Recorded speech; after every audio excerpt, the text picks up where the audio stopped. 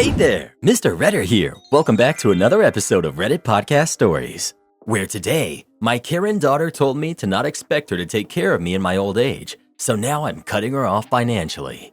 I'm 44, male. My daughter, who's 23, doesn't get along with my wife. We've been married for 2 years now. My wife and I got together when she was at college.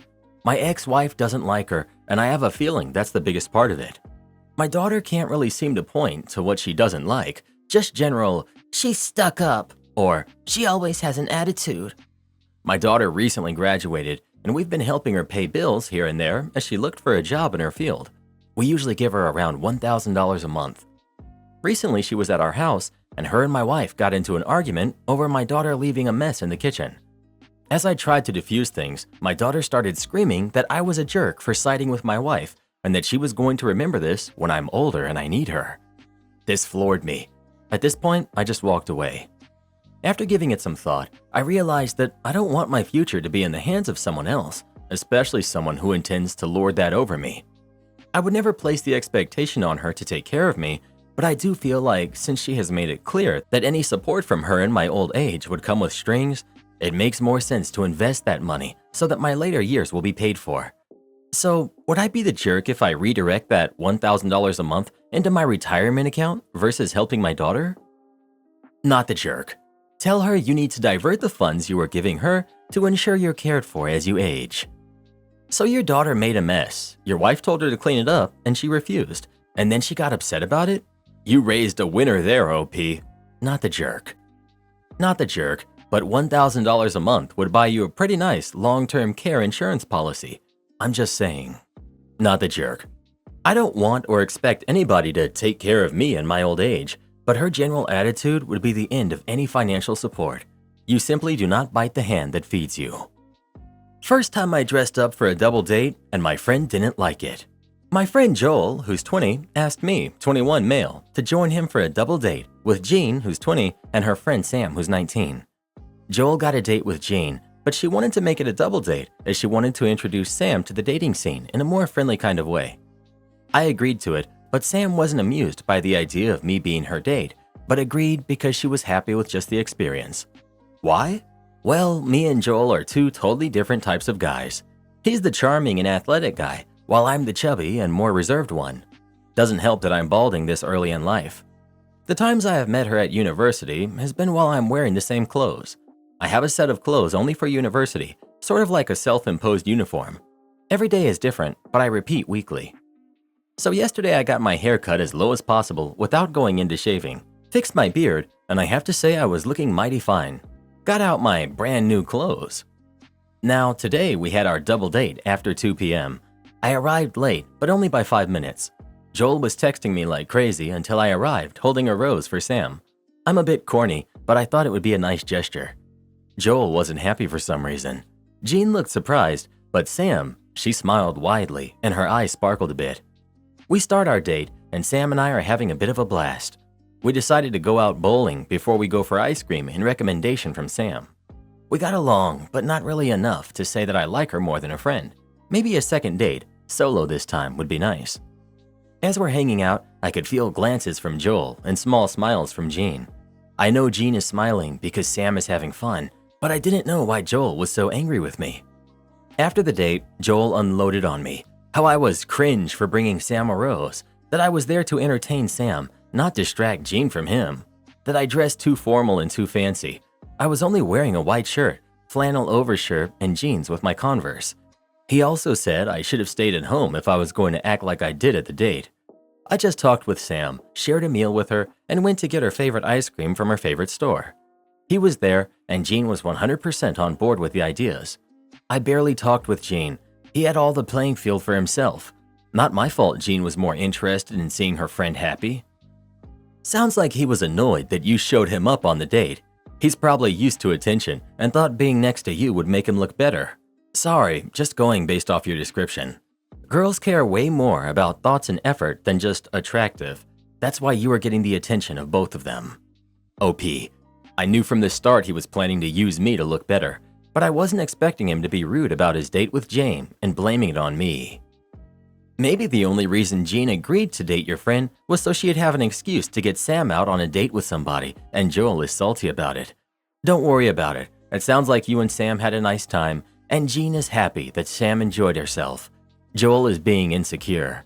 You absolutely should ask Sam to go out solo, even if you decide she's not for you romantically. It sounds like you guys get along well and could be great friends. OP. I think I will ask her out. She mentioned she was more into retro gaming, and we have an old school arcade close to campus. Update. Let's start with my friend Joel. I explained to him what had happened and how it made me feel, and he apologized.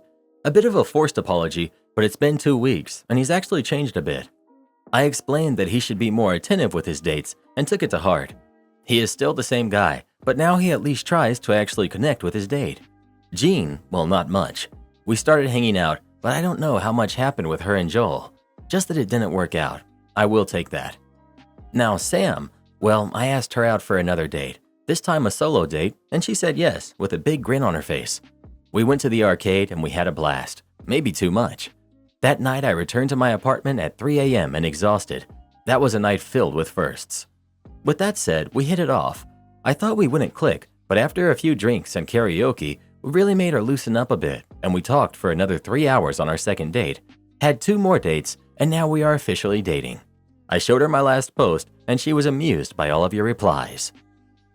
I threw a low blow at my wife, and now she's barely talking to me. Please help.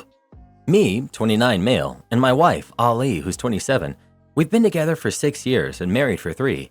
We met in college, and at first, my mom, who was always a stay-at-home mom, was worried that my wife wouldn't make a good housewife.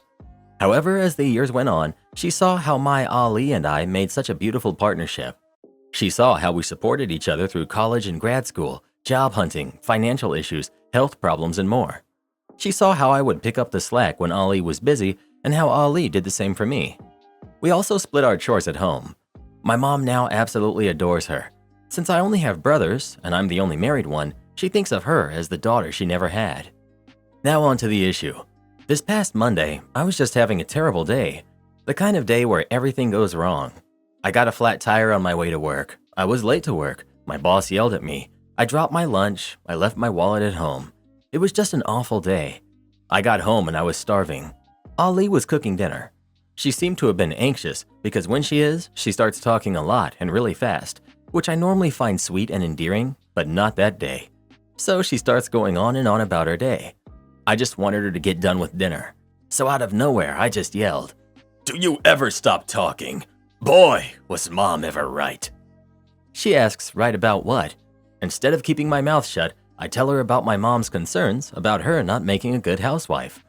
Her eyes rolled up with tears, and she stopped talking, finished cooking dinner, and went straight to the shower and then to bed. Now she wakes up before me and leaves breakfast and lunch ready, comes home and leaves dinner ready, and goes straight to shower and bed. She doesn't want to talk to me or watch TV or anything. If I ask or say anything, she gives me 1 or 2-word responses. She doesn't even look angry at me, just defeated. I don't know how to fix this. I feel like flowers and chocolates won't cut it here. Plus, I don't even know why I said that, because my mom doesn't even have those concerns anymore. Please help. Update. I want to clarify and answer some questions. Pregnancy. Ali is not pregnant. Before getting married, we decided to wait until our careers were established for 2 years before we started trying for a baby. That would be next year. We're both very careful. Plus, I asked and she said she wasn't. Her doing all of the chores. She does not do all of the chores. Before we moved in together, we made a list of all the chores that needed to be done. Then we flipped a coin and chose the chore we wanted. Then we alternated on choosing the rest of them. She chose the first one, which was cooking. She cooks and I clean the kitchen. She grocery shops and I put the groceries away and so on. So even with the fight, she kept doing her chores and I kept doing mine. Although I would fully understand if she stopped doing them altogether. Me apologizing. I did try to apologize multiple times, but she said she didn't want to hear it. I just wanted to give her space, but should have tried harder. I read every single comment and message. It was hard, but I asked for advice. I 1000% got what I deserved. Now, on to what I've done to begin fixing this mess that I've made. As some of you suggested, I wrote a heartfelt letter explaining myself and sincerely apologizing and begging her to speak to me whenever she felt comfortable. She said she would go to the guest room, and I said no, that I would go there, because this fight was entirely my fault and would only return if and when she allowed me to or felt comfortable. I called my mom and let her know what I did. She rightfully tore me a new one, then came by the next day with some gifts for Ali. She apologized for ever feeling that way and assured her that she didn't feel that way now, that she truly loves her like a daughter. They spoke more, but I wasn't privy to that conversation. As some of you suggested, I made an appointment with a counselor so I can learn how to properly deal with my anger and not lash out at innocent people. On Reddit's suggestion as well, I printed out a list of marriage counselors in the area who accept our health insurance. I gave her the list and said that if she's willing to go with me, all she has to do is choose a name and I'll do all the legwork. She said she's willing to go and she chose a name. She works in the mental health field and chose someone who is reputable in our area. She already sees her own therapist and is working through this with her, I assume. I was able to talk to her and she said that she was really hurt by what I said, that she was questioning what my family, especially my mom, and what I thought of her as a wife and a person. Like all the memories with my family are tainted now. Were they pretending? Was it just my mom? What are they saying behind her back during special occasions? If we have kids, will they think she's a bad mom too? When my mom helps her with something, is it to be nice or because she thinks she's not capable? That she was angry I didn't trust her with those concerns earlier in the relationship, so she could either address them with my mom or even see what I thought as well, because she might have made a different choice about marrying into a family that had doubts about her. She also said that she was already anxious about a hard day at work, and I yelled out of nowhere. She told me that if I had just communicated to her that I had a bad day and was hungry, she would have just made me a snack and told me to chill while dinner was ready. But instead, I just lashed out. Or if I had texted her earlier, she would have ordered me lunch or given me her card number so I could order something for myself. Also said it was about teaching me a lesson about what a quiet housewife looks like and that it's obviously not something I want. And that if it is, she's obviously not someone I'm going to get it from. So to make a choice about what I want, I told her I want to be with her. I don't want a housewife. I want her as my partner for the rest of my life. I just felt like a complete jerk because I just had to communicate and she would have been there for me. I had no right to hurt her. She was a partner and I was a jerk. As you guys also suggested, I've been taking over her chores as well as I can because my cooking is definitely not as good as hers and spoiling her with her favorite things and foods. I've also been doing extra things like drawing baths, serving her favorite juice, lighting candles, and playing her favorite crime podcast so she can relax when she comes home from work. I'm going to keep working together and see what happens. I obviously messed up here. I'm trying to fix it and I'm hopeful. It's not all unicorns and rainbows, but I'm going to do whatever it takes to repair and rebuild what I ruined. If it ends up not working, then I'll know because I was a big jerk who didn't properly communicate and didn't keep his mouth shut. As someone whose wife has at times had anger issues and said things that were out of line, I can tell you with absolute certainty that this woman will never forget what he said to her. Forgive, sure, but not forget. I'm glad OP is making up for it, but in the case they eventually divorce, he will still have deserved it. If I was in OP's reach, I would have torn him a new one. Boy, have you lost your mind, cause I'll help you find it. What you looking for? Ain't nobody gonna help you out there. Jesus could come through that door. He's not going to help you. Wow, the level of pathetic here is insane. You were in a bad mood, said some stuff that hurt her feelings. You apologized and she needs to get over it. Instead, she's got you worshiping the ground she walks on. Men who have a little respect for themselves don't bow down to someone with a chip on their shoulder like your wife. When did men lose their ability to be men and instead start acting like complete wimps? Edit. I'm a woman. My husband and I have both said hurtful things throughout our 20 years together. But guess what? We move on. We get over it, like adults are supposed to. And if my husband ever acts as pathetic as this guy is, I would make him go to the doctor and get his hormones checked. No man with proper testosterone levels should ever be acting this sad and pathetic. Job interviewer ghosted me and then had one of his employees tell me to go home, so I did. While I do have a job already, I thought it would be worthwhile to see what else is out there. A week ago, I found a job posting on Indeed. It sounded like a good gig, paid good, and is work that I like doing. The only downfall is that it's a 35-minute drive out of town. I had a good conversation with the business owner on the website, and he seemed like a good guy. I explained that I work every day from 7 a.m. to 3:10 p.m., and he understood that there's a bit of a commute to his shop. He asked me if I could meet up with him at 3:30. I told him that it isn't possible as I was done at 3:10 and can't do a 35-minute drive in under 20 minutes. I explained that I would be leaving town at 3:10 to come and see him, and that I would see him when I get there. somewhere around 3:40ish. So I gave him my phone number just in case something were to change, and we left on a good note. I drove rather fast, getting there at 3:37, happy that I got there in under 35 minutes. I show up, business closed. I figured he was somewhere nearby, so I get out of my vehicle to search. I look over to my left to see two teenagers moving some materials. I approached them and asked them where their boss was while explaining that I had a meeting with him. One of them informs me that he just left a few minutes ago, but could call him back to come meet me. He calls his boss, saying who I am. The teenager chuckles, says, "Okay," with a "you gotta be kidding me" look on his face, then he hangs up. Teenager tells me, "He says to go home." I asked him to repeat himself. He said go home. This time he's laughing uncomfortably. I now have another 35-minute drive ahead of me, and I'm very irritated. I decided to leave as his boss instructed, but instead of driving the gravel driveway back onto the highway, the way I came in from, I decided to leave him a present to remember me by. Some donut tire skid marks on his front lawn as I tore out of there. 30 minutes after that, he felt the need to reach out to me and introduce himself via a private number, but I let it go to voicemail as I was driving, which upon listening to later on, further proved to me that all his negative Google reviews were more than likely all true, and that this person isn't someone to do business with anyways. I'm 31, female. My husband, who's 34, bought me the wrong jewelry for our anniversary. I know the title makes me sound entitled, but hear me out. We had our wedding anniversary this week, but we delayed celebrating until this weekend. We do traditional gifts for anniversaries, and this year is flowers and fruit. He's not great with gifts and asked for ideas last month, and I sent him a link to an Etsy shop that makes birth flower jewelry, and I told him I'd like something with our son's birth flower.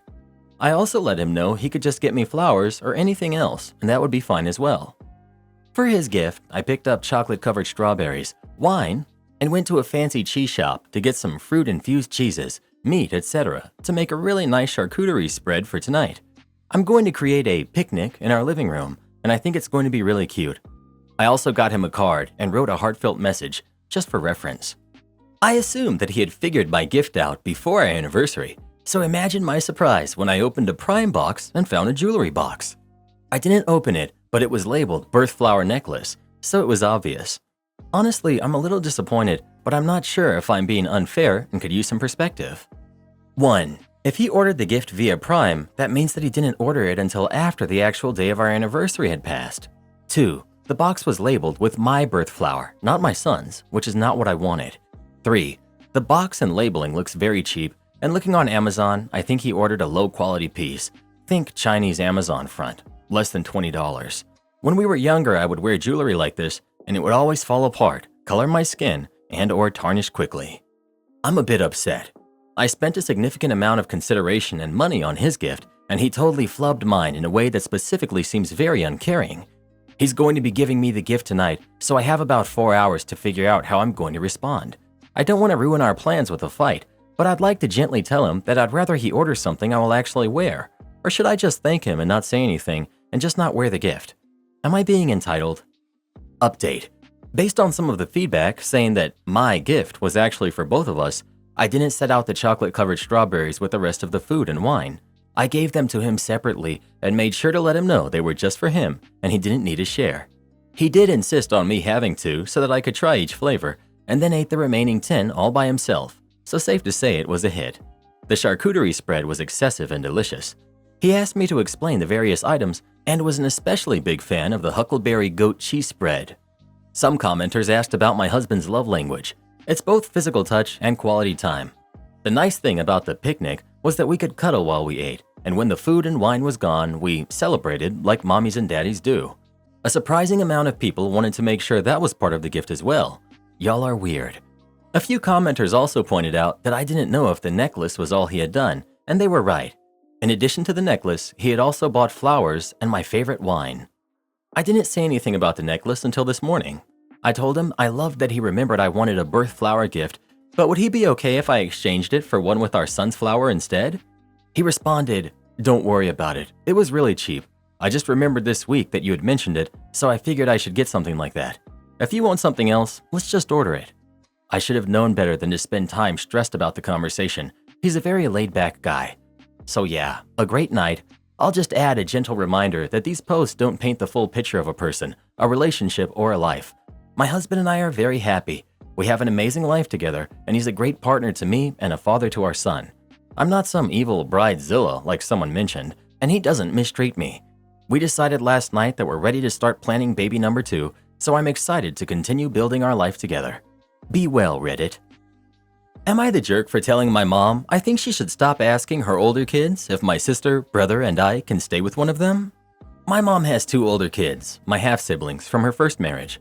They're twins, and they're both 28 now. Their dad passed when they were 6, and my mom remarried when they were 10.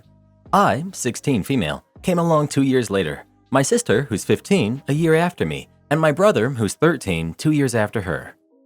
I have never felt close to my half-brother and sister.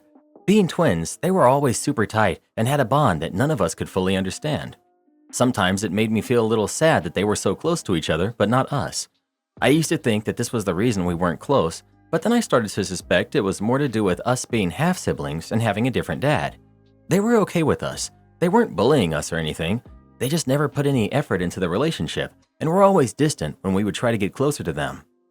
Once they moved out, we hardly ever saw them. I maybe saw them once or twice a year usually, and even then it's rare for us to interact because they will always say hi and move on to talking to other people or doing things. We're not on each other's social media, though I tried. I don't have either of their numbers or anything. It's just how it is. Honestly, I stopped seeing them as half-siblings a while ago, and they really do feel more like my mom's other kids due to the lack of relationship. A few years ago, my siblings and I wanted to go stay with them for a weekend.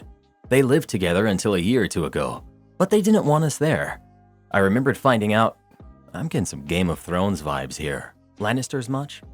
I remember finding out through an aunt that they had had some of their paternal cousins over for an entire weekend sleepover.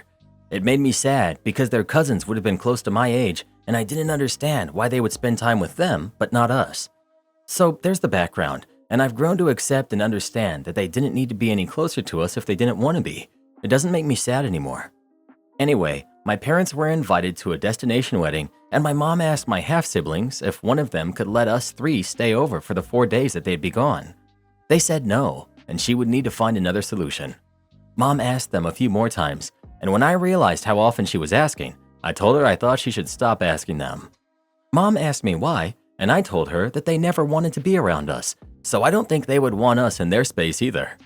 I pointed out Grandma and Grandpa would let us stay, and she asked me why I'd say they, half-siblings, never wanted us around.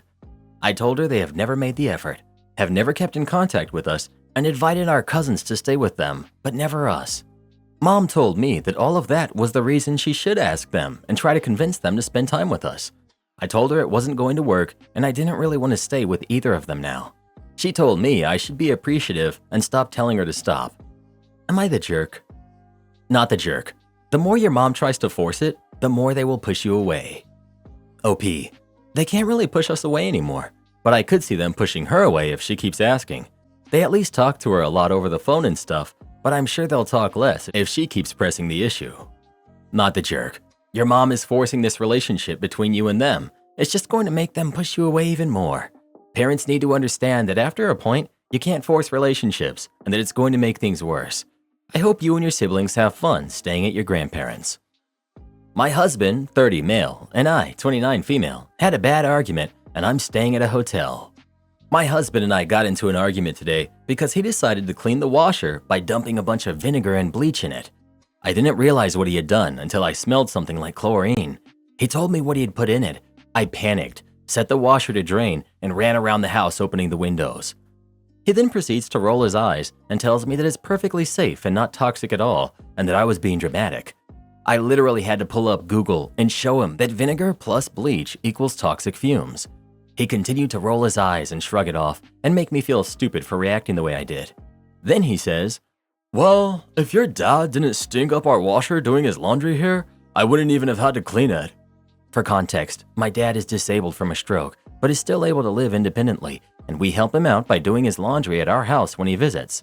That's something he's not able to do himself, and he doesn't have a washer or dryer in his apartment. My hubby gets along with my dad and has never complained in any way related to him before. This was just such a weird, out-of-the-blue thing for him to say. The gaslighting about the toxic fumes, plus the insult towards my dad, had me livid at this point. I did my best to explain why I was mad, and he kept saying things like, "I don't care," and "It's not a big deal." I decided to pack a bag to stay at a hotel. He followed me into our room as I was packing and starts yelling and bringing up prior arguments from literally years ago. I ignored him and simply said, "I'm not entertaining this behavior any longer." Right as I was walking out the door, he just yelled, "Forget yeah." So here I am staying at a hotel for the night. He hasn't texted or called to check on me at all. I sent my location to my sister for safety purposes since apparently he doesn't care. That's not how I expected the day to go. My partner doesn't yell at me and I don't yell at him. We get snarly, snappy, and short-tempered, but we don't call each other names. What he did is a big deal, but him invalidating your feelings and getting mad at you is what's going to end your marriage. You need marriage counseling immediately or you're headed to Divorce City. I'm struggling to understand why this guy couldn't have just said, "Oh crap, I had no idea. Let me get the fan and clear this out." But here's the thing, we know this isn't the first time he's behaved this way. Yeah, people don't just wake up in the middle of a 10-year marriage and suddenly act like this. Unless this guy has an undiagnosed brain tumor, he's probably like this fairly regularly. My Karen neighbor keeps cutting my roses, so I call the cops on her. So I, 25 female, have lived in my house my entire life. My parents moved and gave it to me when I turned 21. Ever since I was born, we've had roses in our yard. Well, I recently got a new neighbor, 31 female, and she is apparently allergic to my roses. She lives right next door and won't stop complaining about my roses. I don't want to get rid of them. I think she should have considered that I had plants when she first went to buy the house. It's not like it was the cheapest option or anything. I live in a pretty expensive neighborhood. A few days ago, I came home from work and found pieces of my rose bush on the ground. At first, I thought nothing of it, but it kept happening. I decided to get a camera in my front yard so I would know what was going on. I came home yesterday and checked the cameras, and there she is. Clear as day, you could see my neighbor, wearing some mask, chopping away at my bushes. I was obviously outraged when I saw the footage and went up to her door and threatened to call the police if I saw her do it again. She called me selfish and rude and said that I should have taken the roses out because she was allergic. I'm not getting rid of my roses. It's not my fault she's allergic and she chose to buy a house next to someone who grows roses. She said that she could get hurt, but I don't think it's my problem. Am I the jerk? Edit. So I called the cops last night, and I'm going to be pressing charges for trespassing and destruction of private property. I also asked her why she didn't just use some kind of anti-allergen, and she said she couldn't trust doctors with her diagnosis, whatever that means. Not the jerk. You need to call the police regardless and show them the video because she's not going to stop. I see a couple of things that your neighbor could be in trouble for. 1, trespassing, and 2, destruction of private property. Since you have video proof, this should be a quick and easy case. Please call the police and report it. Get an estimate of the cost of the damaged plants and take her to small claims court for replacement costs. Well, who do you think is the jerk? OP or the neighbor? Please let us know. I'd be petty and plant tons of more rose bushes right next to the fence line. Am I the jerk for not letting my daughter use her college fund for a wedding or a house? Backstory. I, 43 female, have 4 kids. Elle, who's 22, female. Katie, who's 17. Cam, who's 15. And Isla, who's 5. And I'm also currently pregnant. Me and my husband, who's 50, started adding to college funds every month for each of our kids, pretty much as soon as we found out that we were pregnant. I won't say the exact amount, but my husband has an excellent job, so it's more than most. We never told our kids because it just didn't feel necessary. Elle got pregnant when she turned 16 and ended up dropping out of school. I was very disappointed, but I understood. However, I was under the impression she would return later, but she has no plans to. The dad stuck around, and now they have one more kid who's 3 and one on the way. They're engaged, but they don't plan to marry until they can afford it. They were doing okay financially for a while, but due to the market right now, they've been struggling because Elle can't get a job since she doesn't have a diploma, so we've been loaning them money. Katie is a senior and just got accepted into college. We've been setting everything up, and obviously she knows about the fund now. Katie and Elle were talking, and she was telling Elle about the school, and Elle asked how she was planning on paying for it. Katie responded, "My college fund." I was in the room while they were talking, and this made me panic. We had just planned on splitting it between the remaining 4 since we knew they were going to college. Elle asked me if they all had one, and I wasn't going to lie, so I said yes. She got really excited and went to call her fiancé and tell him the good news. I was confused and told her she couldn't have the money. She asked why, and I said it was for school. She got upset and left my house. The next day, I get a call from Elle. She was crying and begging me to let her have the funds so she could finally afford a down payment and maybe even a wedding. I told her she could have the money if she went back to school, and whatever money was left over she could use for whatever she wanted. She got super mad and started yelling at me and saying it's her money. I told her that it was my money, and these were my decisions, and she hung up. Now we're being harassed by her fiancé's family. They aren't as fortunate as us, calling us jerks and a lot of other names, saying it's all going to go to waste if she doesn't use it. We're setting her up for failure, etc. Now I'm wondering if I'm the jerk because my dad said we should just give her the money as we saved it for her after all. So, am I the jerk? Not the jerk. I'm going to be downvoted a million times, but hear me out. You put money into a college fund for each kid. The whole purpose was to help with their education. It's a generous fund, and not everyone is able to do that for one kid, let alone 4, plus one on the way. She made other choices, and that's fine. Just because she was unaware of the college fund doesn't mean she can just collect it now after finding out.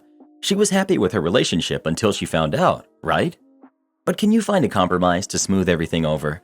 Say she gets her GED and 1 to 2 years in a community college or trade school, graduating with an AA or certification when the rest of the money is hers. Would that satisfy you and your husband? Plenty of stay-at-home moms have put themselves through nursing or dental assistant or hygiene school, for example, with only grants and loans, and did it through sheer hard work and determination. Her fiancé's family had absolutely no business sticking their noses into this. I find that appalling and disrespectful. They need to be told to butt out. I agree. Find a middle ground. She can't move forward in life without a GED, so set some conditions around that. Once she completes her GED, you will give her a certain percentage of the money. Once she completes an associate's or certificate program, you will give her the remaining amount. She should also qualify for financial aid. OP, not the jerk. But again, I think a compromise is the way to go.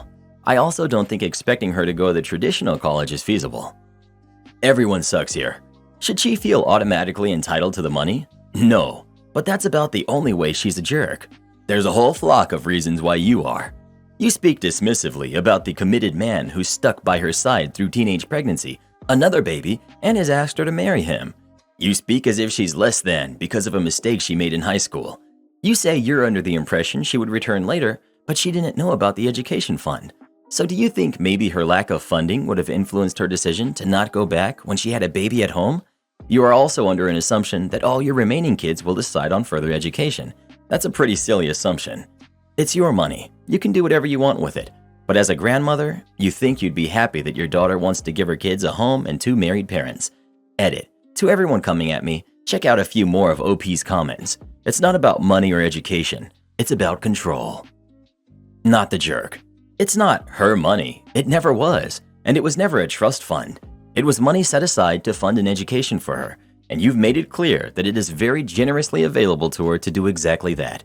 Frankly, as a 22-year-old high school dropout with 2 kids and a third on the way, at this point, she should be realizing more than ever, if she's matured at all, and based on her and her husband's struggles of the last few years, that going back to school and getting an education or vocational training of some sort is the best possible thing that she could do for her future and her family's financial stability.